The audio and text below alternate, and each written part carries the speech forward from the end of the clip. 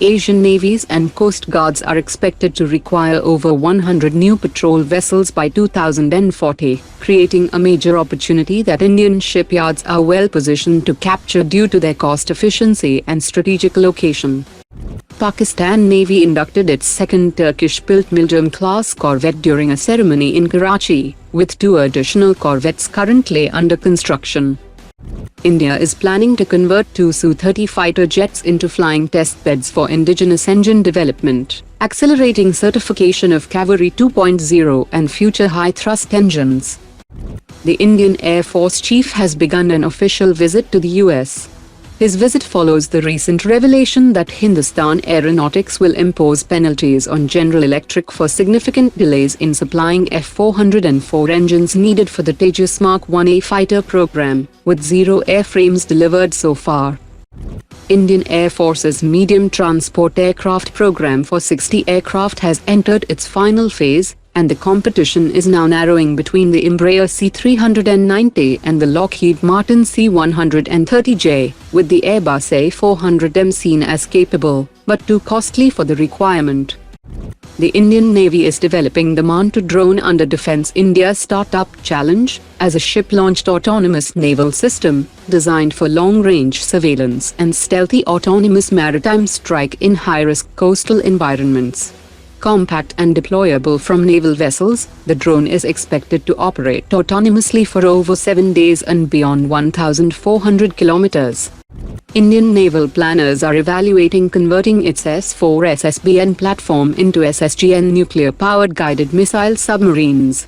The proposal involves replacing the K-4 nuclear ballistic missiles with long-range cruise missiles like 800 km range BrahMos and near-bay indigenous submarine-launched cruise missile, enabling each submarine to carry 32 precision strike weapons through modular vertical launch systems. This shift would transform the S-4 SSBN platform from a nuclear deterrent into a conventional long-range strike asset, capable of targeting land and naval threats while remaining submerged for extended periods. The approach leverages existing infrastructure, reduces costs and timelines, and aligns with India's need for scalable sea-based strike capability in the Indo-Pacific. Feasibility studies are underway, with potential plans to build later S-4 units directly as SSGNs.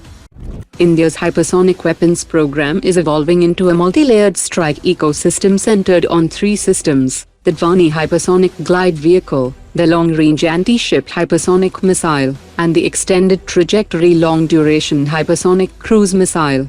The Dhvani hypersonic glide vehicle enables long-range maneuverable nuclear-capable delivery with Mach 10 speed and ranges up to 10,000 kilometers, while the 1,500 kilometers long-range anti-ship hypersonic missile focuses on maritime strike, and the extended trajectory long-duration hypersonic cruise missile combines Mach 8 plus hypersonic speed with cruise missile flexibility, offering multi-platform launch and mid-flight maneuverability for both conventional and nuclear roles.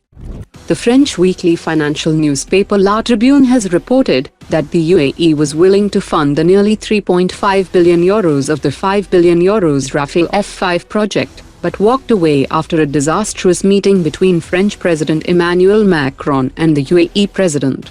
The French were not keen on sharing classified technologies, leaving the UAE unhappy about receiving almost nothing for their investment. The meeting went very badly, with both sides not on the same page, and as a result, France will now have to spread the payments for the Rafale F-5 program over the coming years, potentially delaying the project. Today's top 3 comments.